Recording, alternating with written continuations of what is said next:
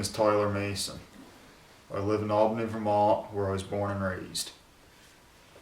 At a young age, I took an interest in writing, which I still do to this day.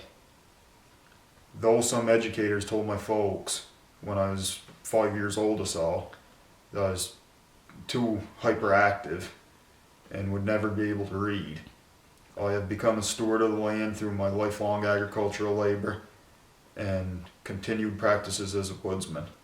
And on the side, I write books. At the age of 20, I published my first book, Deep Within: Stories of a Faded Heritage. I put together some of my lifelong interests, such as hunting, fishing, farming, logging, and my compassion for what other people go through, and compiled them into these 11 fiction and 1 true stories. Here's a passage from Deep Within that I'd like to share.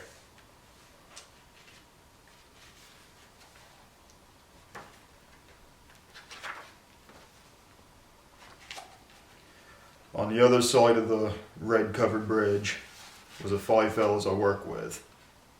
But from the top of the hill, they were too far off. All I could see was that they were moving around.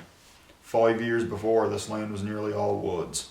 All that could be seen now was bare land, except for some trees farmers tap. Elm, which is hard to cut and has no real market value anyway, and whatever we may not have gotten to yet. I crossed the bridge and walked 100 yards.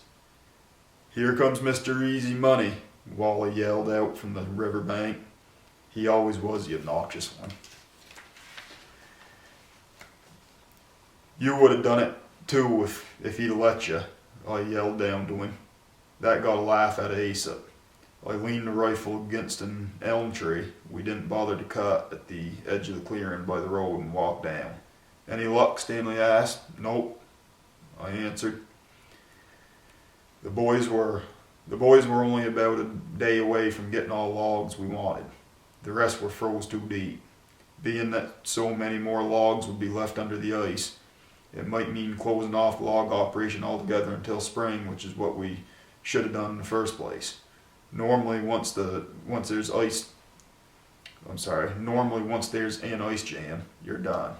With a fairly low milk price and an over-ambition to get something done, however, I got desperate. Lessons learned. Being so used to it, and not thinking to start with, I grabbed a peavey and stepped out on some logs that were in the river jammed by ice. Once I had all my weight on the logs, my feet slipped and some of the ice broke out from under me. I was fully submerged underwater. The course of the river pulled me downstream. My head bunted a couple log ends on the way down, but I thankfully didn't go unconscious. Trying to cling on to the surface, I could find nothing to hold on to as the river pulled me 100 feet downstream. Finally, with all luck, I was able to grab onto a rock underneath the water and hold on. In panic, breathing in water while trying at the same time to hold my breath, I glanced through the clear ice, able to see movement up top, but unable to make out what the movement was. Freeing my left hand from clinging to the rock, I held it out flat, palm up, slapped the ice up top, hoping this ice would break. As easily as the ice I fell through did. I might as well have been slapping my hand against the rock I was holding on to. In fear, I tried keeping my eyes open to check over my surroundings. I could see no openings in the ice. I swam the gently flowing river into the water direction. I would have to get back to the spot where I fell, and I'd have to get there fast, thinking at the same time that I should have stayed out deer hunting. With a current that was thankfully slow, I looked up, dodging logs up on surface as I went. Clinging to a log that was sitting on top, I could see Ace up above me, holding a peavey back, the end of it above his head.